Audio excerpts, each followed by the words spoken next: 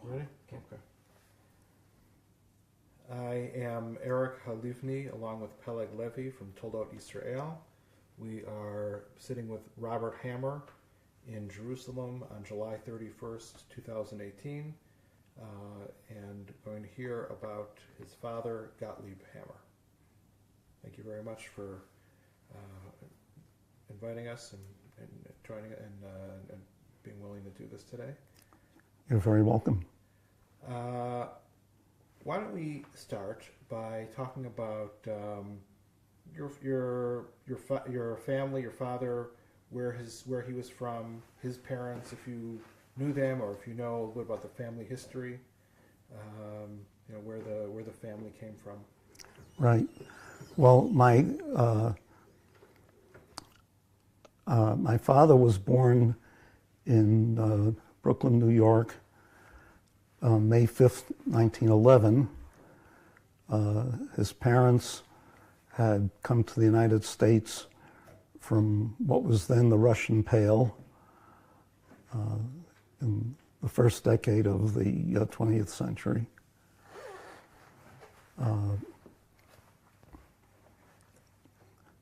And my grandfather was born in a little town called Rovna, which at the time was Russia. Between the two world wars, it was Poland, and after World War II, it became part of Ukraine. And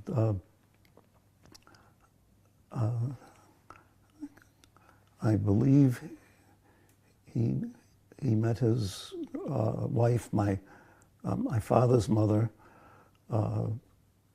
after he came to the States, although I'm not absolutely sure of that. And my paternal grandfather, Dewey Hammer, Hebrew was Aryeh, was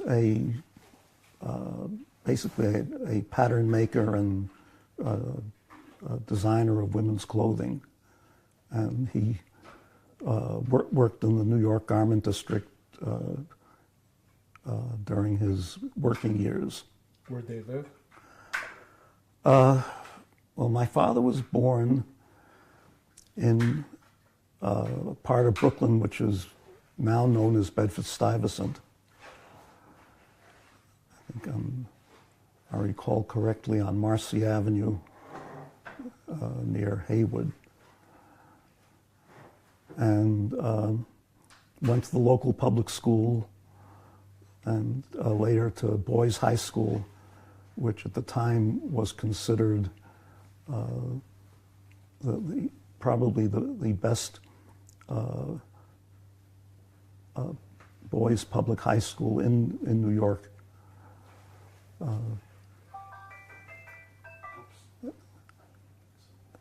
And after finishing high school, he started college at Long Island University, but unfortunately the Depression came along and he was forced to leave college and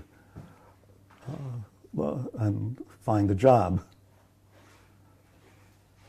which he did. He worked as a clerk in a bank.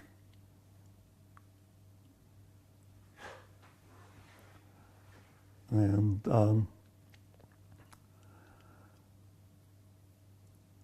unfortunately, as many of the smaller, as happened to many of the smaller banks in New York at the time, they weren't able to survive the Depression, and he went on to get work as an accountant and an auditor. And then in 1939, a friend of his from high school told him that there was a job open at the New York World's Fair. Let me just take a step back before you get to that. Was the family traditional? I would say it was fairly traditional, not orthodox, although the forebears in Europe were, and in fact, the family tradition is that several generations back, we had a number of Dayanim in the family. Did your father have a Jewish education besides the general schools that he went to?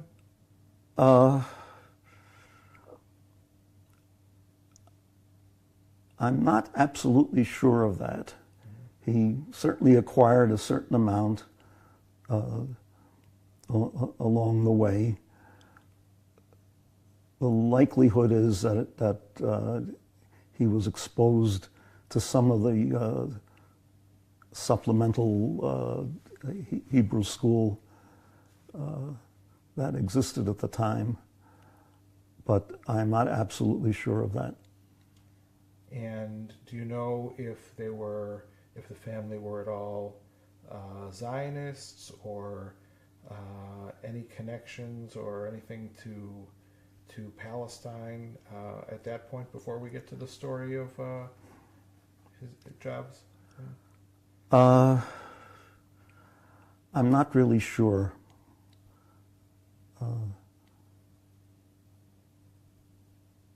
I know on his mother's side, it was a fairly traditional towards Orthodox family, or at least originally.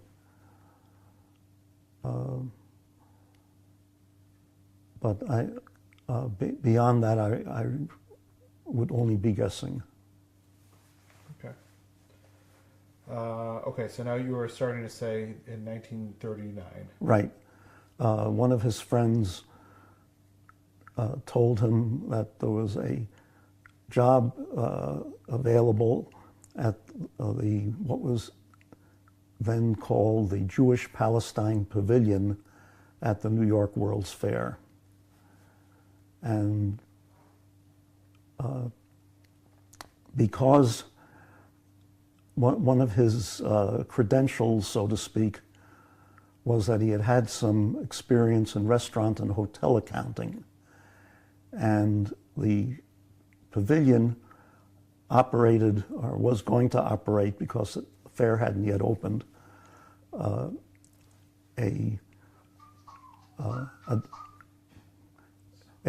dairy restaurant which was called the Cafe Tel Aviv. And from what I was told many years later, that one of its features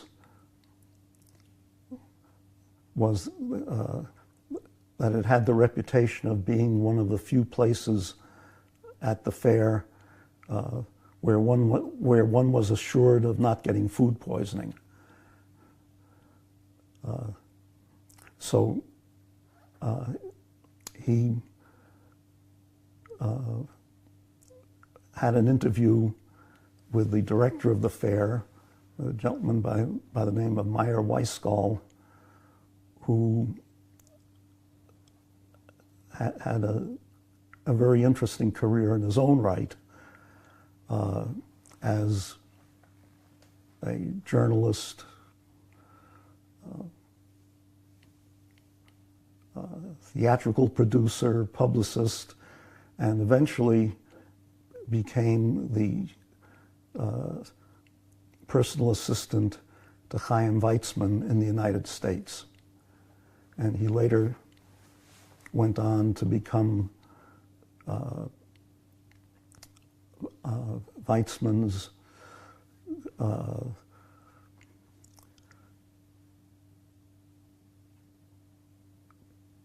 might say personal representative at a certain point, became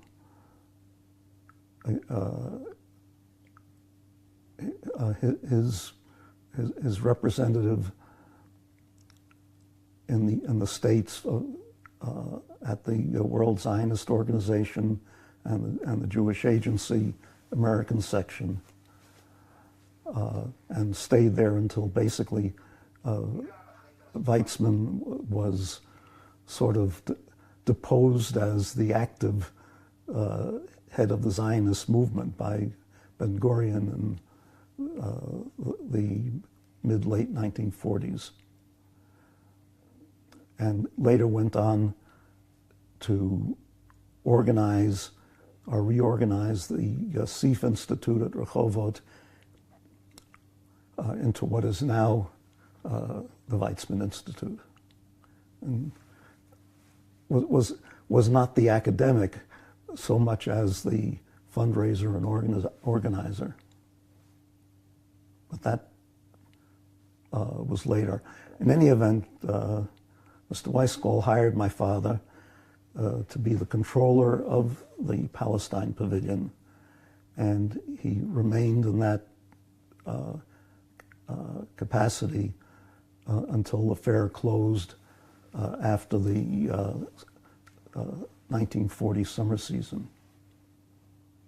What was the fair like? Was it what kind of, you know, anything about the pavilion or what they had there, or? Well, the fair apparently, and having been born in 1940, I obviously was not personally there, but from what I understand and from some of the written material that I've seen, it was basically a World's Fair. You had national exhibits, you had corporate exhibits. The Palestine Pavilion was somewhat of an in-between. It was designed basically to showcase the yeshuv and its accomplishments. And its organizers wanted, to the extent possible, to have it treated as if it were a national exhibit. And they did their best to do that. And for political reasons, when they had the opening in the so-called Parade of Nations, you had, in addition to the fair management, which was a New York City project, you had a person from the State Department who was doing some of the political diplomatic work, and was not terribly friendly to the idea of the pavilion being treated as a national exhibit. So there was a certain amount of pushing and shoving, as it were, and the head of the fair was a person by the name of Grover Whalen, who at one time was Mayor LaGuardia's police commissioner, and for many years remained in his administration. And on the one hand, Whalen was basically friendly and cooperative, and the fellow from the State Department was not. I think my father mentions in his book some of the back and forth that occurred. In any event, it was, among other, it was, to all intents and purposes, a national exhibit, and the exhibits were designed to showcase what the yeshuv had done basically since the time of widespread Aliyah.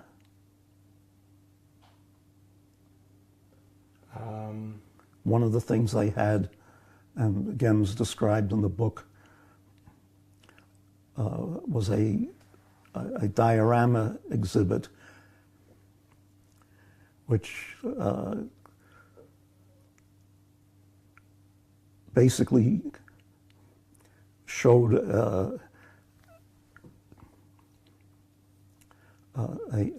day in Jerusalem where the lights would simulate a sunrise, and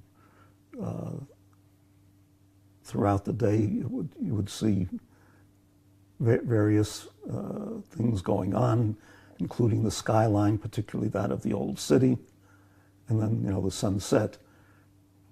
And apparently it was a very impressive exhibit, and the story again in the book is told about how when Albert Einstein came to visit,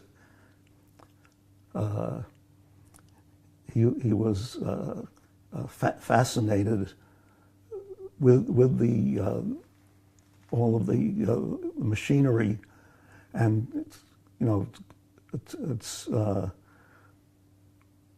one of Einstein's activities in the beginning of his career was as a clerk in the Swiss Patent Office. And apparently he liked gadgets. So they called the head electrician to who took Einstein in hand and explained to him all of the workings of this machinery. So forever he was known as the person who explained something to Einstein, the head electrician.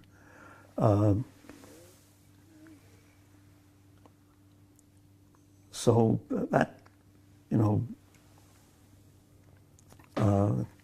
is basically it so far as my personal knowledge is concerned. After the fair, or shortly after the fair closed and everything was wound up, and all the books were completed and deposited in the archives. My father was picked up by Karen Kayemet to be the controller of its American operation. So he was there for several years, at which point, as my father described it, he was drafted by the Sochnut. In effect, the Sochnut asked Karen Kayemet to release him so he could be controller at the Jewish Agency American section. Around what year was that? That was about 1943, 1944. The exact date may be in the book. And was Mayor Weisgall involved with either of those positions? No, he was not involved with Karen Kayemet. He was, for a time, and as I mentioned before, there was a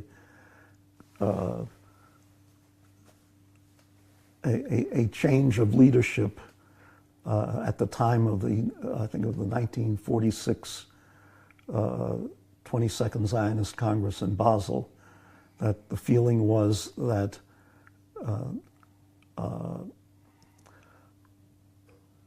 Weizmann was too friendly to the British and too willing to compromise with them. And by that time, you had the incident in the end of June in 1946, I think it was June the 29th, where the British raided the Jewish agency offices on that day, which happened to have been a Shabbat, so nobody was really there. So they ransacked the place for records and all kinds of other things, and they arrested every member of the Jewish agency executive that they could lay their hands on. And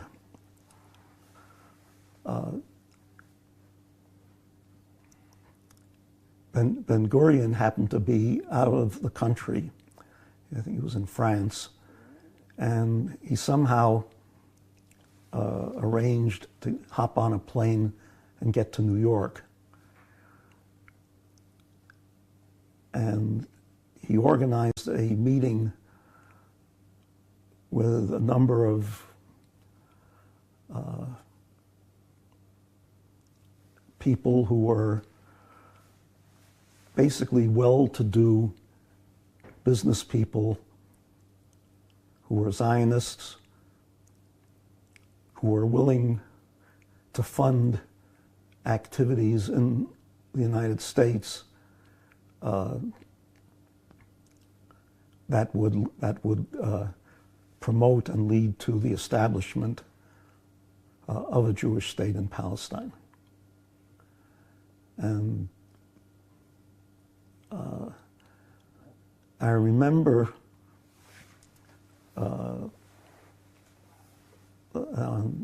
my father receiving a phone call that Saturday, June the 29th, which happened to have been my parents' wedding anniversary. So they had made plans to go out and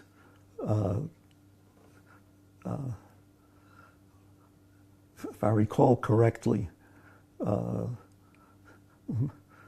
after getting the phone call, my father's comment was, well, we have a crisis, which is, wasn't quite sure at the time what a crisis involved, but in any event, that spoiled the night out, and I think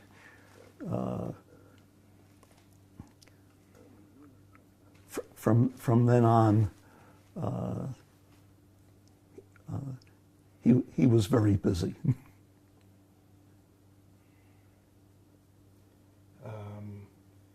So he comes to New York, Yeah. Ben-Gurion. Right. And you said there was a meeting that they were going to have? Right. The meeting and the story is told in Leonard Slater's book, The Pledge. This was at the apartment of Rudolf Sonnenborn, who was one of the about a dozen or so people where basically Ben-Gurion organized, had come to the conclusion at that point that there was no compromise with the British, and the necessity,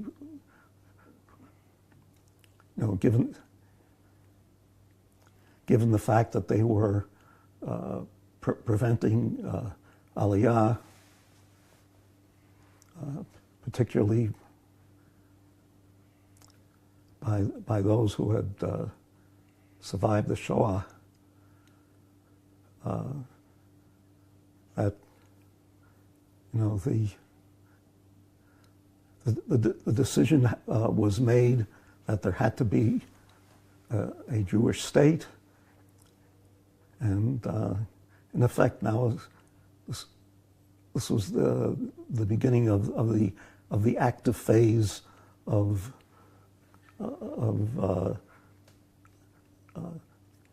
getting the British out and preparing for the establishment of a state. Was your father at this meeting? No, he was not. But How did it affect his Well- his job? well, it affected his job in the sense that a number of activities were being carried out through the Jewish Agency American section. Some of it was, from the standpoint of American law, perfectly legal.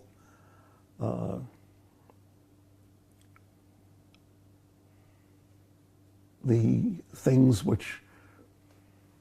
which were somewhat more problematic were handled essentially by people from the Jewish Agency Mishloach from, I guess we should call it Israel by now. Oh, still Palestine, So- I guess, yeah. Yeah.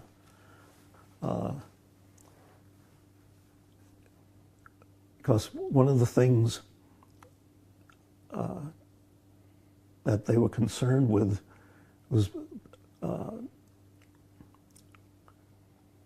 basically equipping Haganah as well as equipping Aliyah Bet. So he got involved in things like, people would come over and say,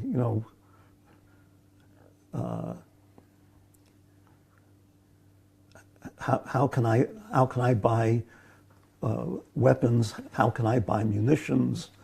How can I buy machinery to manufacture military items? And as it happened, the United States government was busily engaged in disposing of war surplus. And it was a matter of cash and carry, and few, if any, questions asked. It was perfectly lawful to show up at one of the U.S. arsenals and buy several truckloads of TNT. What you did with it afterwards was another matter, and sometimes it could get very complicated, shall we say. But that was not what my father was involved in. His job was to see where these things could be purchased and stored, and then what the people from Eretz Israel did with it was their business, and it was handled on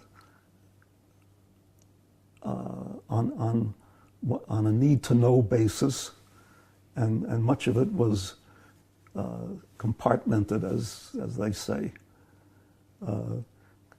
Only those who needed to know about a particular matter knew about it, with the exception of a very few people.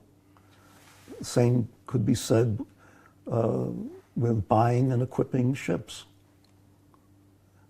Who was financing these things? It was basically financed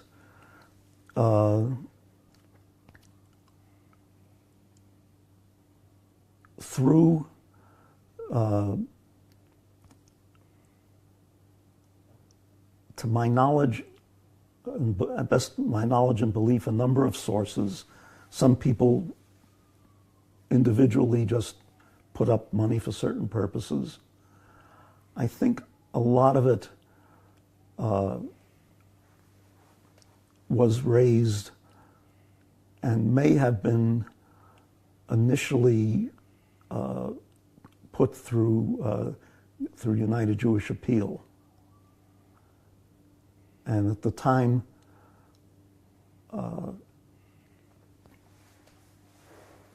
there were the lines between what was philanthropic and what was not philanthropic was kind of blurred. I mean, when the IRS years later started questioning it, and it's described in the book, the tax lawyer who represented, I guess, UJA and the Jewish Agency, made the point that, you know, an art museum is a philanthropic entity.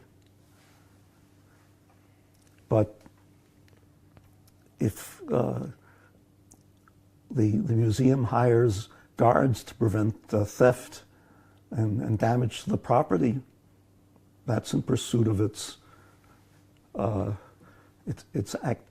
philanthropic activity. Similarly, if you establish kibbutzim,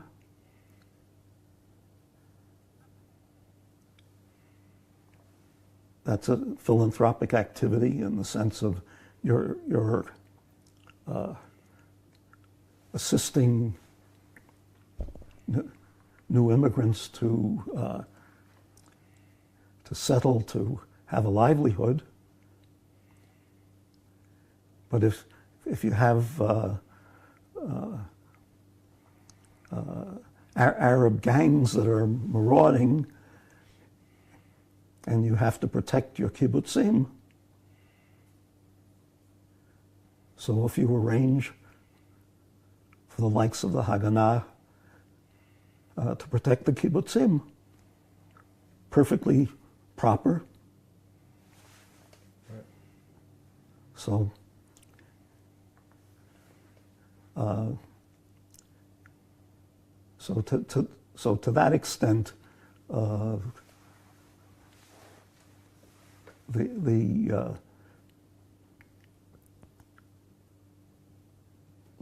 use of philanthropic funds was justified and accepted, with the caveat, don't do it again. Did you ever have occasion to meet any of the people that were involved with things like the Sonnenborn Institute? None of the people who were at that meeting, but I know on one occasion, well, several occasions, there was a family who moved into our neighborhood, actually. The gentleman's name was Davidka Namiri, and my understanding is, and he was there with his wife and some young children. My understanding is that he was involved with the organization of Aliyah Bet. And on another occasion, this was in actually December of 1946, New York was hit with 26 inches of snow on the 26th of December. And as it happened, we had a guest for dinner that night, a gentleman by the name of Teddy Kollick, who was in New York for a shopping trip. So he was at our home for dinner that night, and my mother, being a very good Jewish mother, gently chided him on the fact that for weather involving 26 inches of snow, a thin raincoat, what was not appropriate wear, and that as long as he's in New York, he should have a somewhat heavier coat. Was he somebody who you saw regularly, or no? No, it was on. This was the only time that I had met him, although I did on a trip to Israel in 1967. I met him again, but my parents knew him fairly well.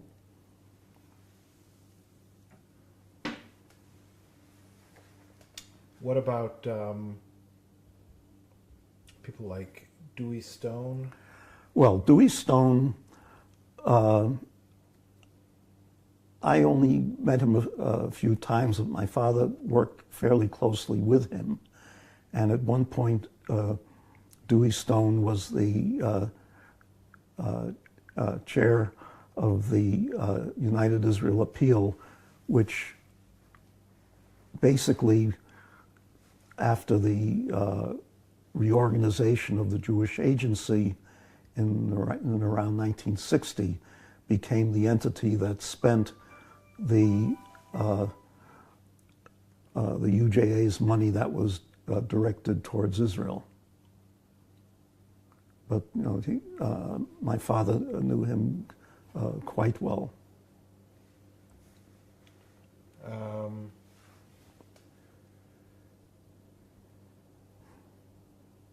Was your father? Your father was involved strictly in the financial end of. Primarily, that basically getting the money and seeing to it that the people who, and this is the pre-state period, basically seeing to it that the people who needed it to buy what they needed to buy and needed to arrange did it. I mean, he was not the heavy contributor. He was, I would say, fairly accurately the Zionist civil servant. What about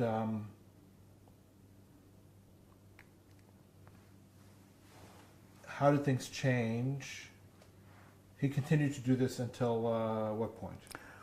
Well, he retired from United Israel Appeal in 1974.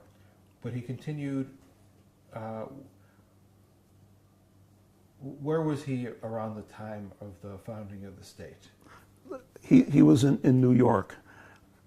Still working for the right at the time the state was declared. He was still the controller of the Jewish Agency American section.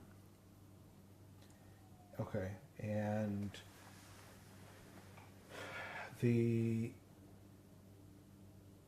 how did things change when the state was declared in terms of his responsibility? Before the state, the Jewish Agency was basically the representation. Right, it was the shadow government. Right, but now that the state was declared and there was right, so basically the political end of the Jewish Agency in Jerusalem became the government of Israel. Right. So you had someone, for example, like Eliezer Kaplan, who was treasurer of the Jewish Agency. He became the Minister of Finance.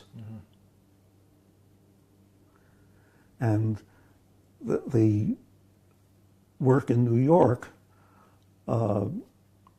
was essentially the philanthropic side, and getting the money that was needed to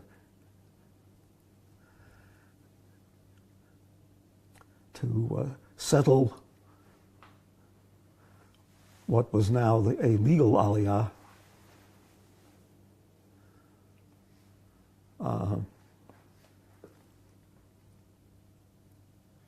And he also, one of the things that he got involved in was getting bank loans that would anticipate monies that were contributed to UJA so that there was an adequate cash flow.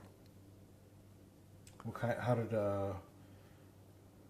kind of bank loans were these? Considerable sums of? They, I think, over the years, and again, I'm not absolutely sure, and it's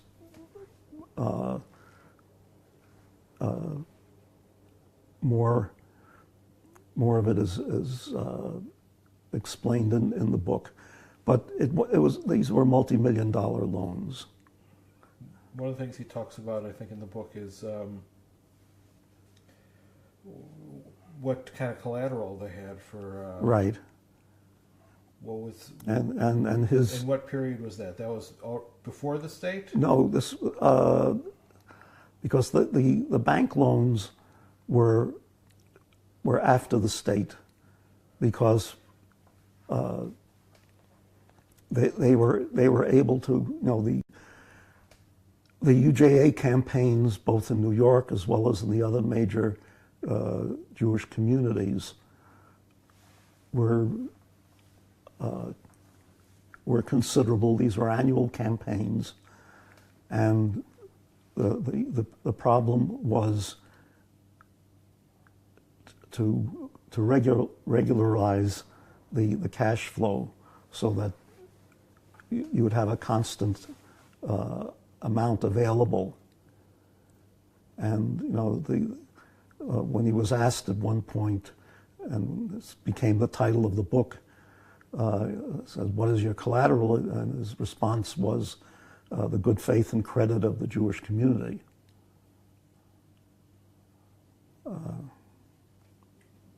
Which is very apt for. Yeah. So he was successful in right, and there was, and whatever loans he negotiated, whether it was directly for the Jewish Agency or later on when he got involved in housing finance, all of these loans were paid when they became due. There was never a default, and the banks trusted him, and trusted the Jewish community. When were you born? August 9th, 1940. And and you were born in New York? Yes.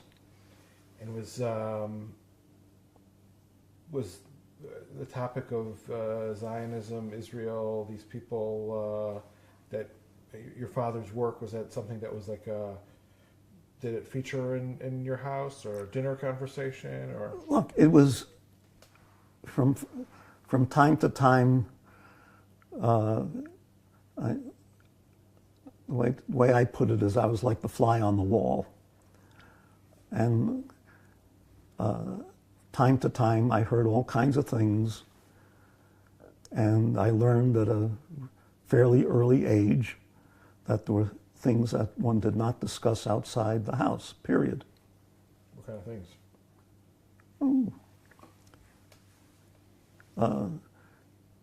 things that may have been related to Aliyah Bet, to Haganah, to efforts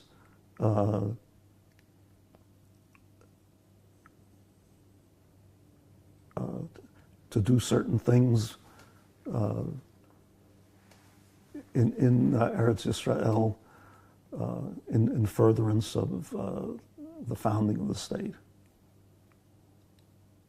Did your father ever go to Palestine, to Israel? He made quite a number of trips. The first one was in 1949. But he went regularly, and one of the things that he did from time to time was bring delegations of bankers and insurance company executives, basically to show what the whole thing was all about, starting with meeting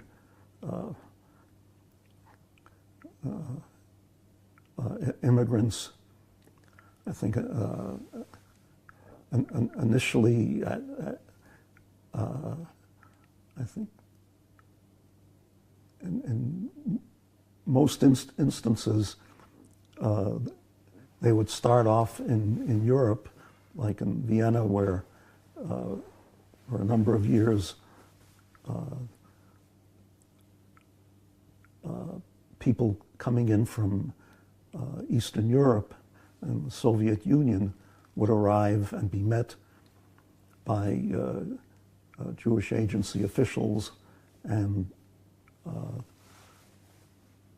after a short stay would go on to Israel. And on a few occasions they worked things out so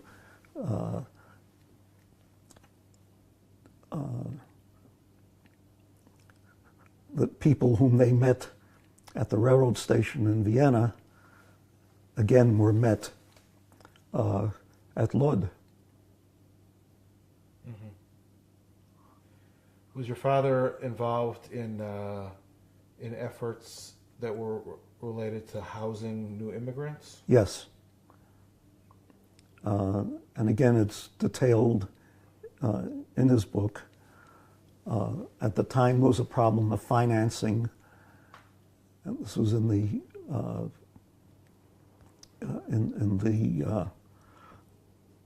early 1960s, and he was able to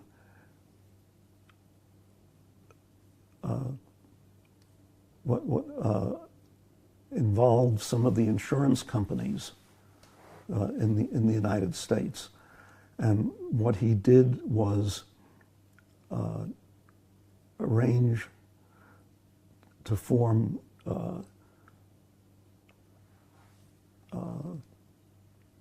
corporations whose principals were basically people who were major UJA donors who were in the real estate business and who put up the seed money to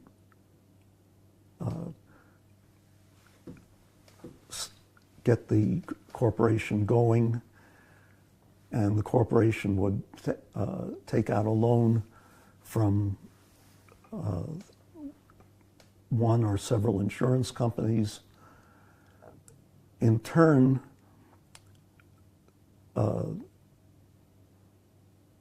this would fund the construction of basically multiple dwellings, typically, and they're still standing to this day, some of the classic shikunim in places like Ashdod and environs.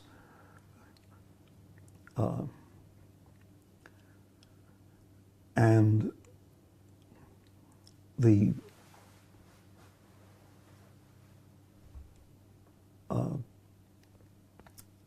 Jewish agency would rent, or I think it was maybe the company itself or the Jewish agency acting as its agent would rent out the apartments to new immigrant families, and would also in turn guarantee payment of rent, so that again the loan was serviced and everybody was happy, and the initial investors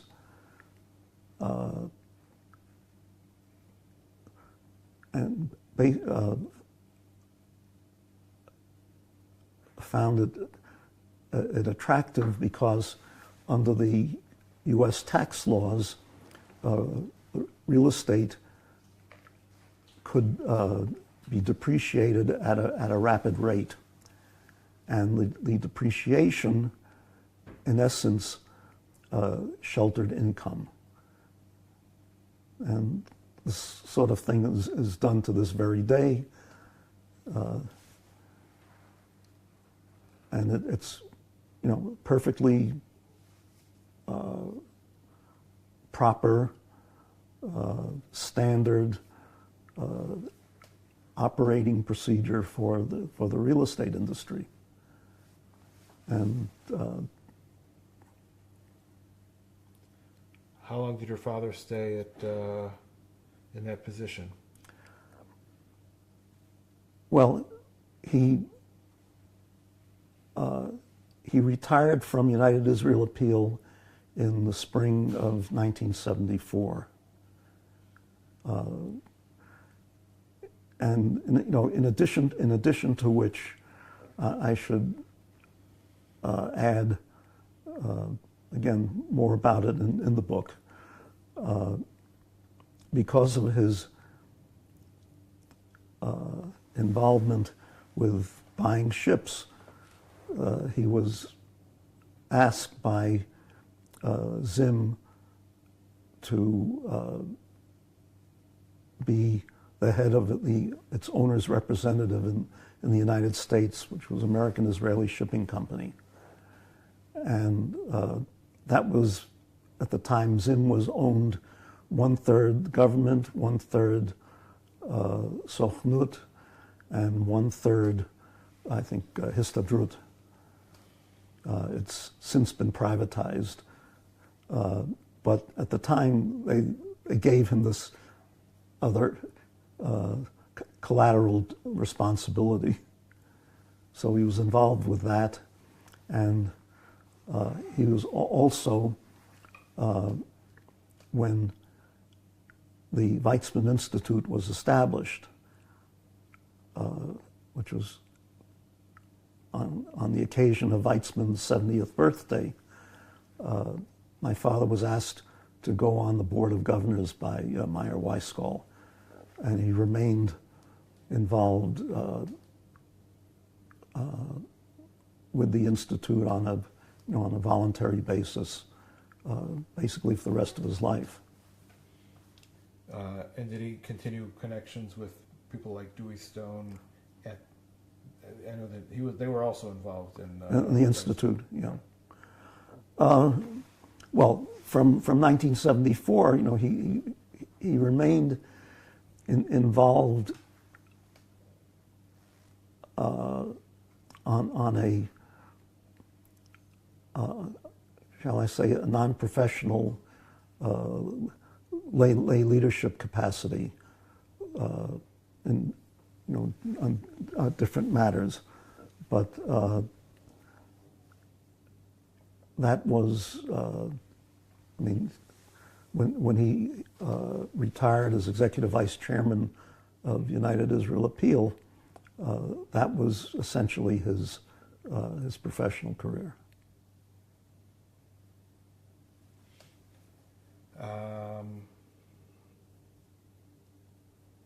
And so but he continued to be involved in this Yeah. voluntary board basis. Yeah. Certainly with the Institute And he was continued to live in New York at that point?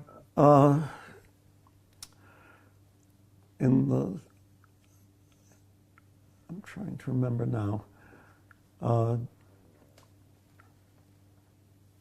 few years later, I don't recall the exact year, he and my mother bought an apartment in Florida, in Bay Harbor Islands, which is sort of North Miami. For a while, they continued to spend time in New York, but eventually moved down full time, and that's where they remained for the rest of their lives. Did they ever spend any time in Israel? Occasionally, but these were Visits. visits. Years and years before, I understand he had been sounded out for the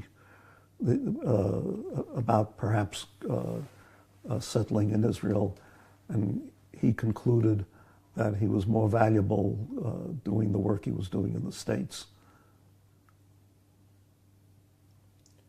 When did you come to Israel? My first visit was in 1967.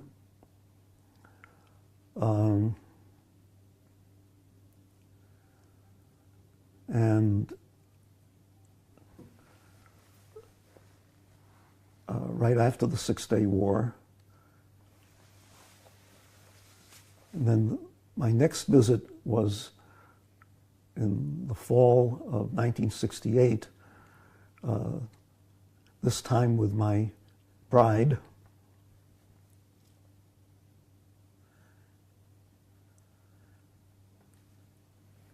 And at the time, we considered the possibility of making Aliyah, but at the problem, as I saw it, was professional, in that as a lawyer who was not a business lawyer, but was involved in public law. And at the time, I was working for the New York Attorney General's office, and doing a lot of work similar, for example, to Israeli High Court work, representing the state. With that, and also other public law litigation and appeals, I felt, and I think in retrospect correctly, that it would be too difficult for me to adapt to practicing law in Israel. And as a result, we started coming with a fair degree of frequency beginning in 1990, when our oldest son was here for the summer. He was starting his last year of college. But he spent that summer at Pardes Institute. So he came that August, and subsequently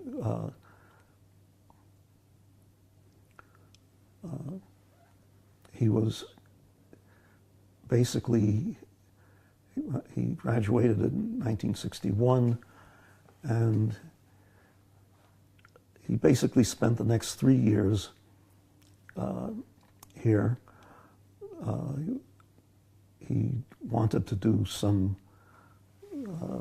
some yeshiva study, which he did 2 years at Chappell, and then another year at Hartman. There was a program part-time for basically catering to married men, and he had met his wife here, somebody who's from Northern Virginia. Where else would a young man from Brooklyn meet a young woman from Virginia? And then when my older daughter-in-law completed her coursework for her doctorate,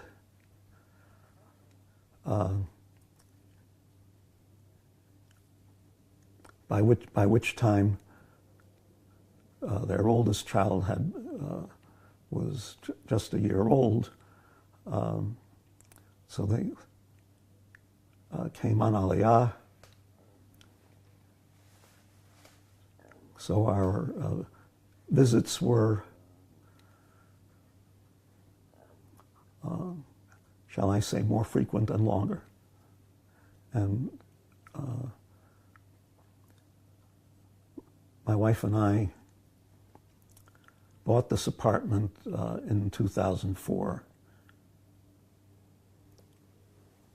And unfortunately, she passed away almost 4 years ago, but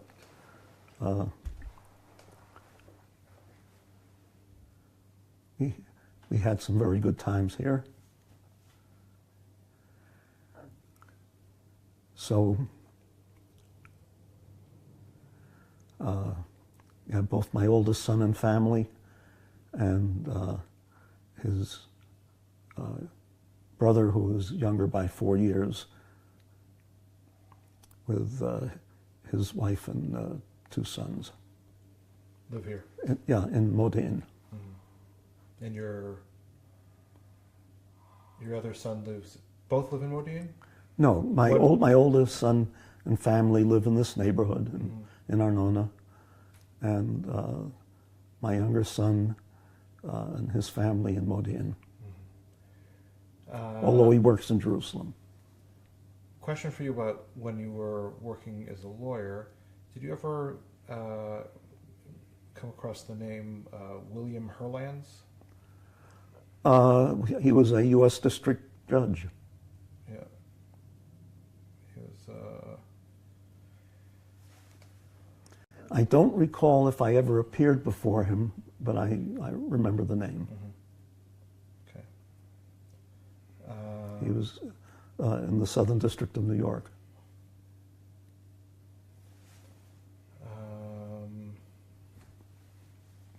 Trying to think if there's other...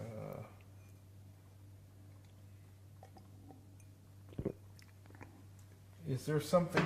What could you say about the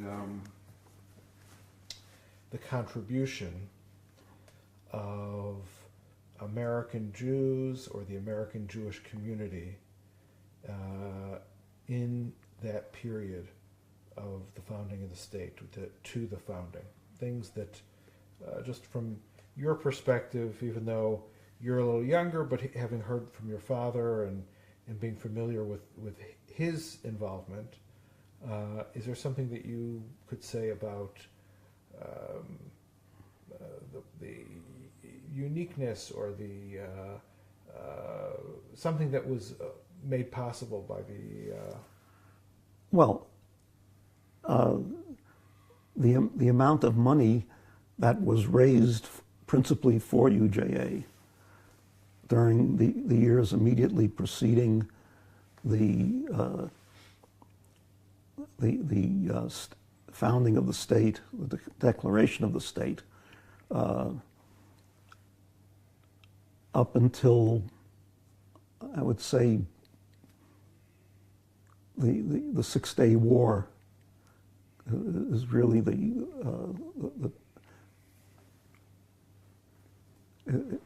turning point made it possible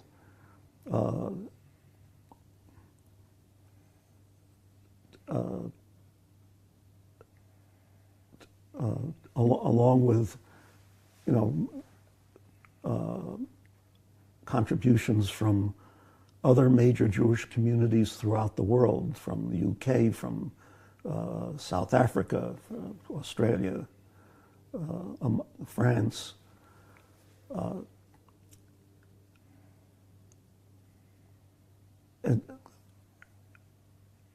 It was, and I think this would apply not only to the United States, but in general, in the other world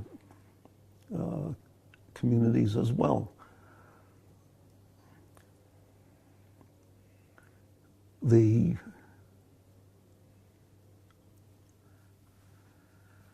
How shall I put it? The experience of World War II and the realization of the destruction of the greater part of the European Jewish community, as well as, you know, there were other communities in the Middle East, North Africa, which were also affected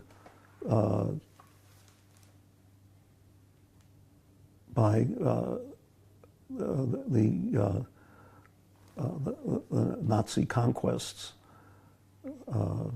and Nazi influence. As a result, there were problems for Jews there as well. But I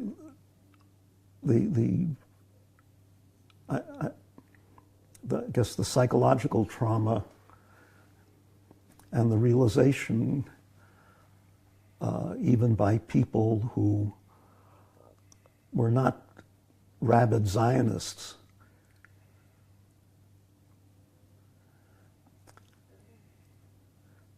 that first, not enough had been done to prevent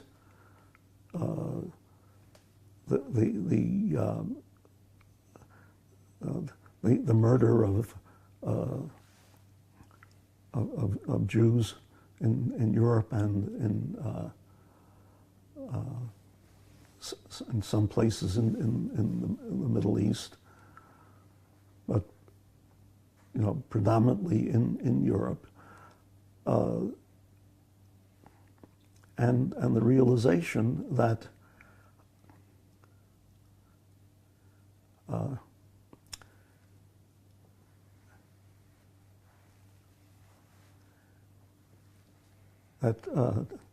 the Jewish, so-called Jewish problem could only be solved by a Jewish state.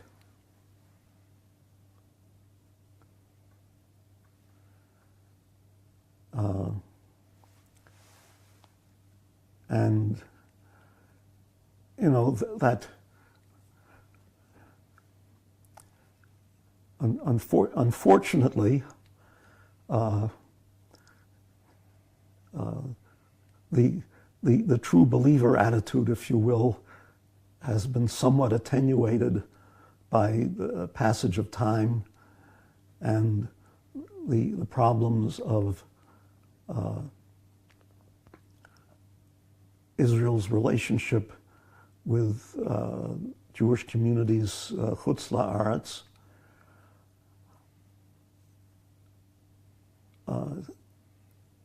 Even though the feelings of support, I think, are still fairly strong. Unfortunately, some of the younger people don't truly understand what's going on and why the political problems have not been solved.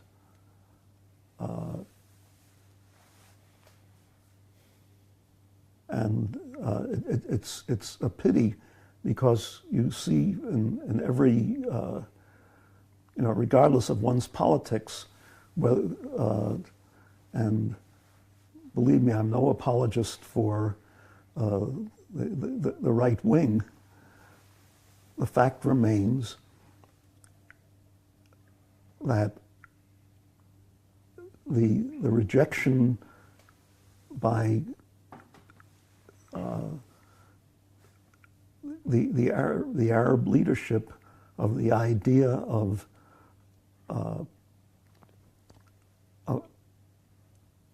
that Jews belong here as much as they do, and the unwillingness to work constructively.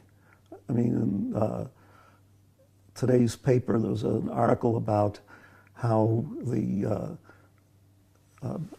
Palestinian Religious Council issued a fatwa saying it's forbidden for Arabs to participate in the Jerusalem municipal election, which is, it's basically absurd.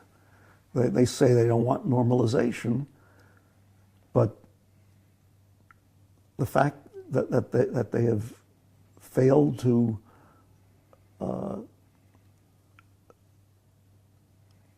exercise their rights as legal residents of Jerusalem towards influencing how the city is run is to their detriment. I mean, they don't understand that in a democracy, votes count, and if the Arabs who are not, even if they're not citizens but are legal residents, participated, they could literally hold the balance of power in the municipal affairs, and a lot of the problems that stem from indifference or neglect of the Arab communities would be addressed. So I mean, this is just one example of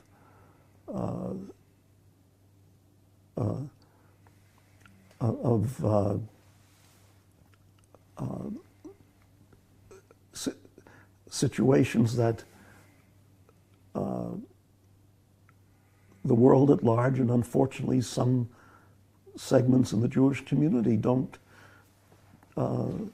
appreciate. The idea,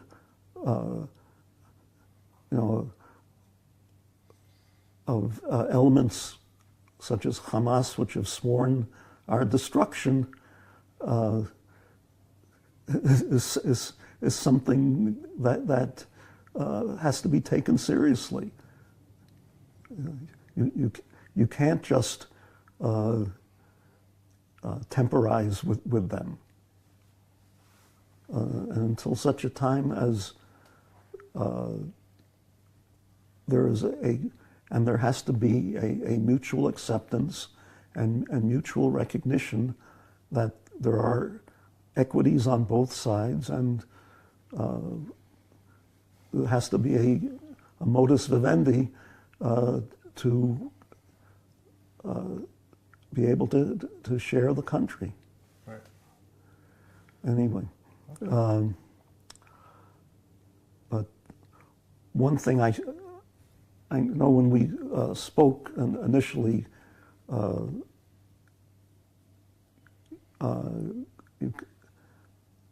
I mentioned a story I heard from another dinner guest, which kind of typifies some of the things that were going on just prior to the establishment of the state. We had this gentleman who was on his way back to Israel. He was about to take up a position he was in the Foreign Service and was about to take up a position at the Israeli embassy in Australia, in Canberra. And he told us, and I was like a young teenager at the time, how he got into the business of diplomacy. He was part of the Mishloach from the Sochnut. He was working in New York. And one day, his supervisor came to him and said, when the state is declared, you will be our consul in New York. To which he replied, that's very nice. Tell me, what does a consul do? That's your job, go find out. So how did he find out? He went to the main branch of the New York Public Library on Fifth Avenue and 42nd Street, and he took out whatever book he could find on diplomatic and consular practice. So that by the time the state was declared, he had a reasonable speaking acquaintance with things diplomatic and consular. The following day, he gets a call from the immigration authorities on Ellis Island. They were holding someone who had attempted to enter the United States, but his paperwork was not in order, so he was being detained pending whatever proceedings they were going to bring. This individual was technically stateless. He was a survivor. And he was, the reason this gentleman got the phone call, this person was demanding to see his consul.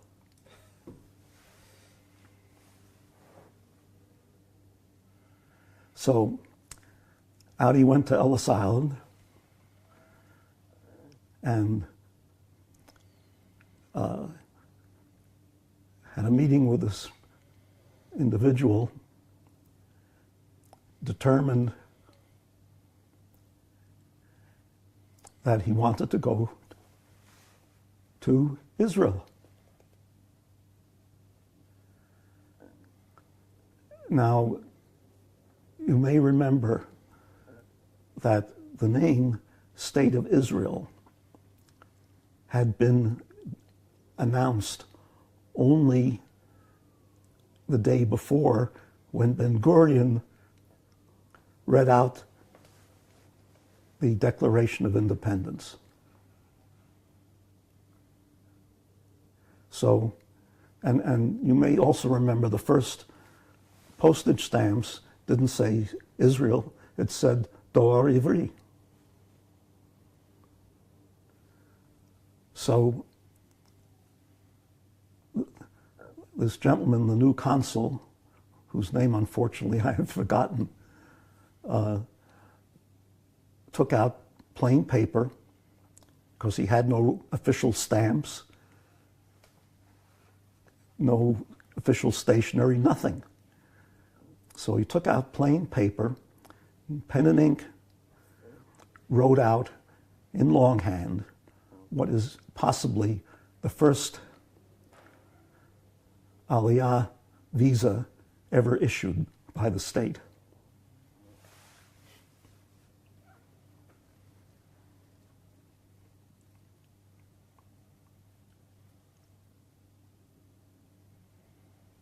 And that was his. That was the first consular duty of. Yep.